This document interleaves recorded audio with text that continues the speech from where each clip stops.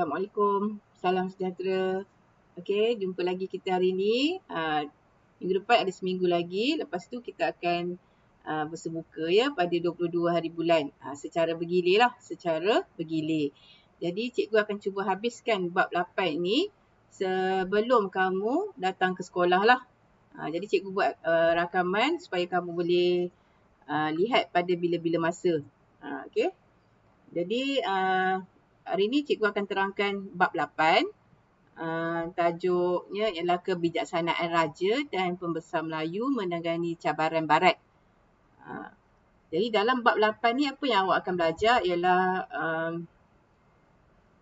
kebijaksanaan ataupun kita akan lihat reaksi. Okey, kita akan lihat reaksi pemerintah negeri-negeri Melayu Utara dan Johor terhadap tindakan barat. Okey, 8.2 kita akan belajar tindakan Raja Melayu dalam menangani cabaran barat. Seterusnya, cikgu akan terangkan usaha pembesar Melayu dalam pemodenan negeri dan yang terakhir, rukun negara sebagai tonggak kesejahteraan rakyat. Jadi hari ini cikgu akan sentuh bab 8.1 je, tajuk reaksi pemerintah negeri-negeri Melayu Utara dan Johor terhadap tindakan barat. Jadi bila cikgu sebut negeri-negeri utara tu awak mesti tahu ya, utara, sebelah utara. Okey, sebelah utara tu kita ada Kedah, kita ada Perlis, kita ada Perak. Itu ialah sebelah utara lah. Dan juga Johor. Ini ialah akibat daripada kesan ataupun akibat daripada perjanjian Bangkok. Bila ada perjanjian Bangkok, kita dah memecah belahkan wilayah-wilayah. So, kita lihat yang seterusnya. Okay. Pada akhir pembelajaran ini, awak akan dapat menerangkan reaksi pemerintah. Itu sebenarnya cikgu nak awak faham apa reaksi pemerintah negeri-negeri Melayu Utara dan Johor terhadap tindakan barat. Okey, kita lihat pengenalan dululah. Pengenalan. Penguasaan British ke atas negeri-negeri Melayu Utara telah didorong oleh perkembangan politik serantau, iaitu melibatkan persaingan kuasa barat dan juga British serta Perancis. Maksudnya British negara-negara barat ni berlumba-lumba untuk menguasai negeri Melayu. Okey, itu maksudnya persaingan. Okey, persaingan kuasa barat. Jadi kesungguhan British ni untuk meluaskan kuasa ke atas negeri-negeri Melayu Utara berhasil melalui perjanjian Bangkok pada 10 Mac 1909. Ini pun telah kita belajar dalam bab 4. Jadi maksudnya mereka berjaya menguasai tanah Melayu ini melalui perjanjian Bangkok. Jadi sekarang kita nak lihat apa kesan perjanjian Bangkok ni dan bagaimana reaksi Raja-Raja Melayu tadilah. Okey, kita lihat protokol sempadan perjanjian Bangkok ni telah memecah belahkan negeri-negeri Melayu Utara. Okey, protokol sempadan maksudnya perjanjian Bangkok ini telah memecah belahkan negeri-negeri Melayu Utara. Okey, peluasan pengaruh British. Okey, peluasan pengaruh British melalui perjanjian Bangkok ini telah memecahkan wilayah negeri-negeri Melayu Utara. British dan Siam mementingkan kedudukan dan pengaruh. British dan Siam ni hanya pentingkan kedudukan dan pengaruh tanpa mengambil kira soal etnik, geografi, kebudayaan dan agama penduduk tempatan. Mereka tak ambil kira, mereka hanya pentingkan diri sahaja. British dan Siam telah bersetuju menjadikan Legeh. Apa maksud Legeh? Legeh ialah kawasan tanah tinggi. Okey, Legeh ialah kawasan tanah tinggi yang memisahkan dua kawasan lah. Contoh ini dalam peta topo ni kan. Dalam peta yang nampak ni gambar bukit. Di sempadan dia kita ada sungai, kemudian bukit. Itu sempadan memisahkan setiap negeri. Okey, mereka jadikan ini sebagai satu sempadan lah. Negeri Melayu Utara dengan Siam. Berdasarkan tadi apa? Legeh.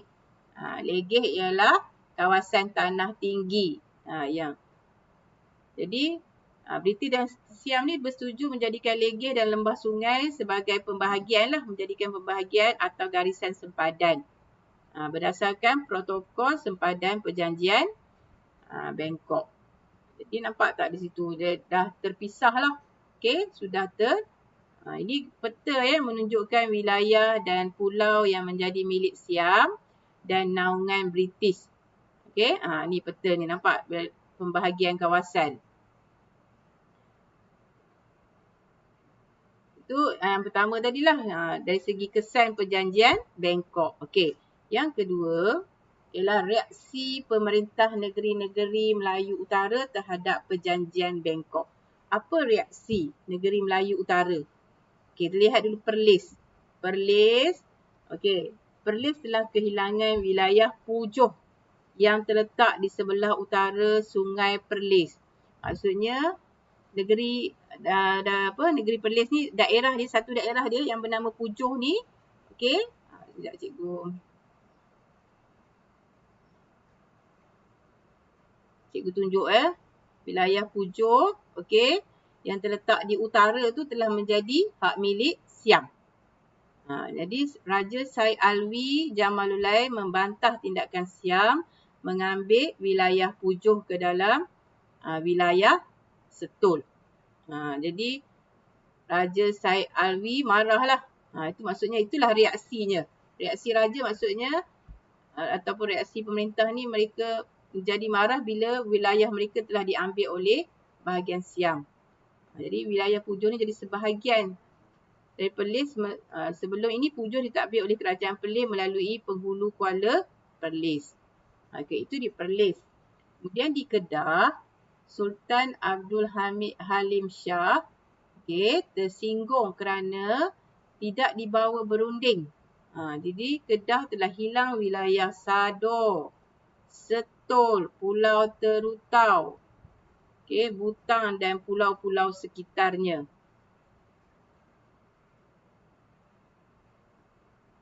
Sekejap ya. Cikgu tunjuk yang besar sikit kan, baru nampak lah. Senang cikgu nak awak boleh pun nampak boleh jelas.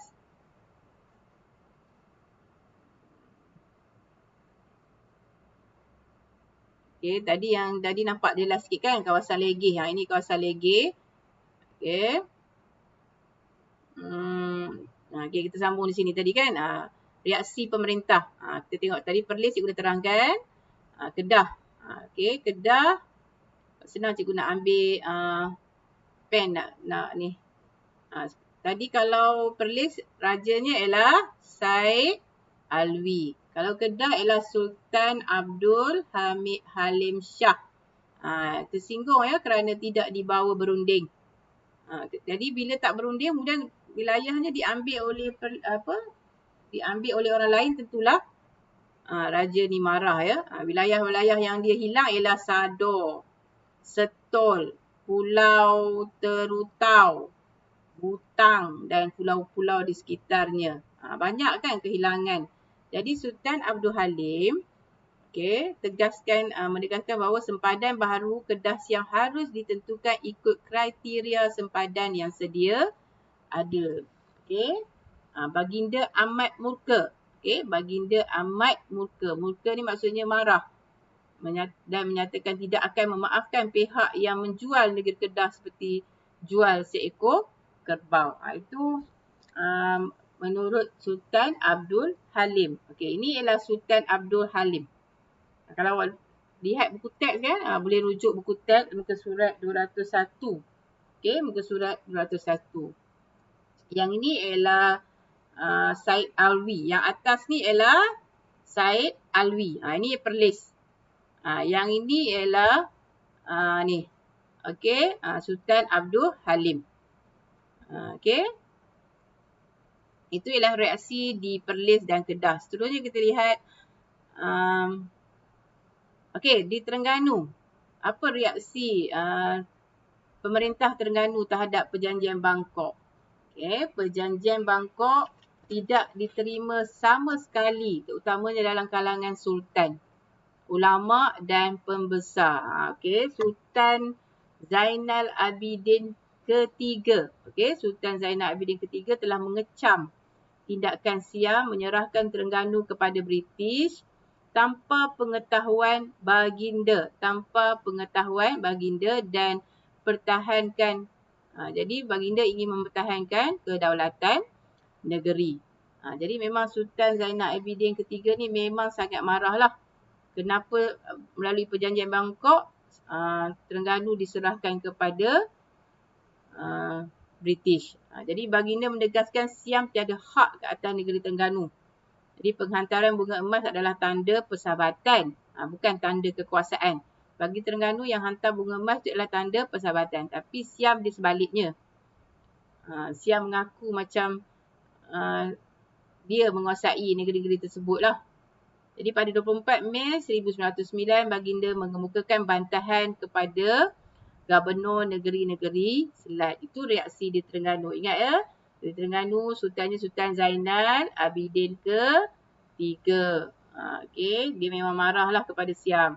Kalau di Kelantan, J.S. Mason dan wakil Siam ke Kota Baharu menghadap Sultan Mahmud yang keempat, memaklumkan bahawa persetujuan Siam dengan British. Ni nak ambil Kelantan pula kan. Jadi Sultan Mahmud keempat ni menolak perjanjian tersebut. Menolak perjanjian apa? Perjanjian Bangkok tersebut. Ni tak adil ya, tidak adil. Sultan Muhammad keempat kecewa British serahkan wilayah Tabal, daerah di Kelantan yang dihuni kira-kira 15,000 orang Melayu kepada Siam. Itu dia, perjanjian ni hanya dibuat antara British dengan Siam. Jadi mereka pandai-pandai sendiri. Jadi Sultan Muhammad. Sultan Muhammad yang keempat. Itu di Terengganu dan Kelantan. Seterusnya kita akan lihat apa kebijaksanaan pemerintah Johor menyekat kemarahan British. Tadi di utara, sekarang di Johor. Kewibawaan Temenggung Daing Ibrahim. Ini kewibawaan Temenggung Daing Ibrahim. Jadi di Johor ni mereka susah sikit nak masuk ya. Susah sikit nak masuk ke Johor British. Sebab apa? Sebab Temenggung Daing Ibrahim ni yang bijak lah. Bijak kan? Apa yang dia bijak? Sebab Temenggung ni dia peka terhadap rancangan British yang ingin menguasai Johor dan perairan Selat Melaka. Jadi dia berusaha membina jati diri sebagai pemerintah yang berdaulat. Bina jati diri. Maksudnya dia ada strategi dia yang sendirilah. Dia ada apa yang dia buat? Apa yang pemerintah Johor buat? Yang pertama ialah dia menjamin keselamatan di perairan. Itu yang pertama. Pertama ialah dia pastikan di kawasan perairan tu selamat. Sebab British ni kadang-kadang dia suka guna alasan lanun. Jadi Temenggung ni memastikan keselamatan perairan lah. Memastikan perairan Johor dan Singapura selamat untuk menjalankan aktiviti perdagangan. Kemudian mendapat hadiah pedang emas daripada Ratu Victoria. Jasa mewujudkan keamanan perairan. Maksudnya dia diiktiraf lagi. Temenggung Ibrahim ni diiktiraf oleh Ratu Victoria. Jadi tak ada alasan lah British tu nak ambil alih campur tangan ya. Sebab mereka guna alasan nak menghapuskan lanun. Tapi sekarang ni Temenggung Daing Ibrahim ni mendapat pengiktirafan daripada Ratu Victoria. Sebab apa? Pengiktirafan mewujudkan keamanan di kawasan perairan. Itu satulah. Yang kedua, dia mengasaskan Bandar Iskandar Puteri. Iaitu memindahkan pusat pentadbiran dari Teluk Belanga, Singapura ke Tanjung Puteri. Untuk apa? Untuk mengelakkan tekanan British di negeri-negeri Selat. Jadi ini pun dia dapat hadiah pedang emas juga hadiah pedang emas daripada Ratu Victoria atas jasa mewujudkan keamanan perairan tadilah. Kemudian yang ketiga, Temenggung Daing Ibrahim ini memodernkan pentadbiran negeri. Memodernkan pentadbiran. Nampak? Memodernkan. Dia memodernkan. Dia tak adalah guna cara tradisional. Mempelopori birokrasi moden. Okey. Kemudian dia memperkukuhkan sistem tradisional dengan unsur baharu. Maksudnya sistem tradisional itu masih ada, tetapi dia masukkan unsur-unsur yang baharu dari barat dalam sistem pentadbiran beliau. Dia campurlah. Jadi tak bolehlah barat nak argue lagi. Itu yang dilakukan oleh Temenggung Daing Ibrahim. Okay, yang keempat, dia mengeksploitasi hasil hutan.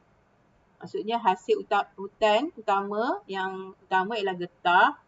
Okay, getah perca dijual kepada pedagang British. Pedagang getah perca menguntungkan sehingga Temenggung mengisytiharnya sebagai monopoli Johor. Jadi maksudnya dia pandailah ya. Hasil-hasil bumi dia yang eksploitasi. Eksploitasi tu maksudnya apa? Mereka yang menguasai lah. Okay, yang kelima, memperkenalkan sistem kancu. Temenggung Ibrahim ini memperkenalkan sistem kancu.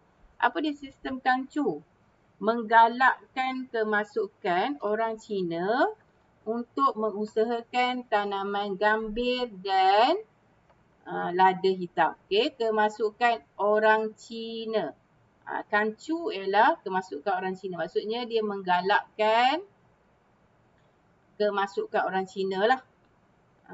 Kemudian pada tahun 1860-an, Johor jadi pengeluar gambir dan lada hitam terkemuka di alam Melayu. Inilah kebijaksanaan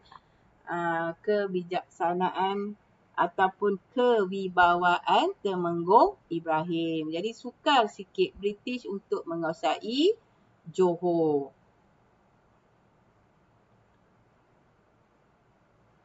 Jadi kesimpulannya di sini ialah tindakan pemerintah negeri-negeri Melayu Utara mempertahankan hak wajar dihargai. Ini tadi nampak gambar-gambar mereka ni tadi kan. Ni ialah pemerintah-pemerintah mana tadi? Perlis, Kedah, Kelantan, Terengganu semua. Dan perjanjian Bangkok ni memberikan iktibar kepada kita bahawa jika kita tidak mempunyai pendirian yang tegas, untuk mempertahankan hak dan maruah kita, maruah bangsa kita, pihak luar boleh ambil kesempatan. Mereka akan ambil kesempatan lah. Kalau kita tunduk saja kan. Kewibawaan Temenggung Daing Ibrahim juga berjaya memacu pembangunan dan kemakmuran Johor serta menyekat perluasan kuasa British di Johor.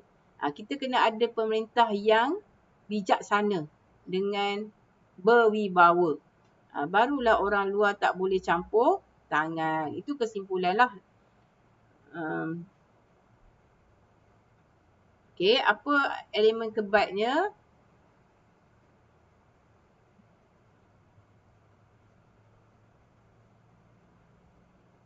Sekejap ya.